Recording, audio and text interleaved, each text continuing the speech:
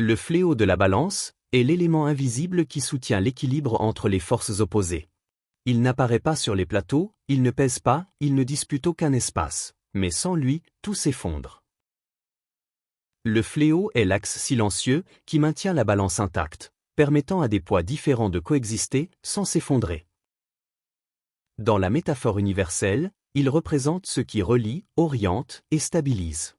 Il est la conscience qui observe, le principe qui organise, la lucidité qui donne un sens au mouvement. Le fléau est la partie de la structure qui ne bouge pas, même lorsque tout oscille autour de lui. Il est le point de référence qui permet de mesurer, de comparer et d'ajuster. Dans la vie humaine, le fléau est la capacité de discernement. C'est l'aptitude à percevoir ce qui est essentiel, à maintenir son centre, même lorsque les plateaux de l'existence s'inclinent. C'est la force intérieure qui empêche l'être d'être emporté par le chaos ou par la répétition.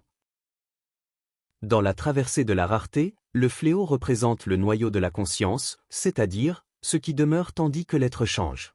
Il est le point qui ne se fragmente pas durant la métamorphose, le centre qui soutient le processus d'expansion. Sans cet axe, la traversée deviendrait dispersion, mais avec lui, elle devient direction. Le rare ne se forme que parce qu'il trouve en lui-même un fléau capable de supporter le poids de la transformation. Le fléau est également essentiel lors du retour du rare vers la collectivité. Il empêche l'être de se dissoudre à nouveau dans la multiplicité, préservant ainsi son unité nouvellement conquise. C'est le fléau qui permet au rare de participer sans se perdre, d'influencer sans imposer, d'équilibrer sans dominer.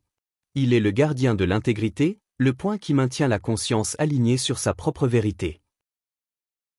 Dans la dimension collective, le fléau de la balance est ce qui soutient l'évolution de l'humanité. Il peut être une idée, une valeur, un principe éthique, ou une vision qui traverse les époques. Des civilisations entières s'équilibrent sur ces axes invisibles. Lorsque le fléau se brise, c'est-à-dire, lorsque le principe qui guide une société perd de sa force, les plateaux oscillent violemment et l'équilibre disparaît.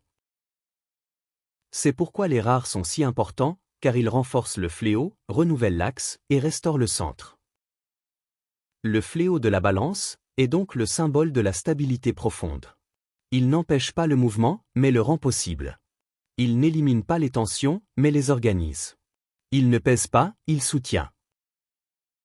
Le fléau de la balance est le point qui relie la multiplicité et l'unité, le chaos et l'ordre, l'être et la collectivité.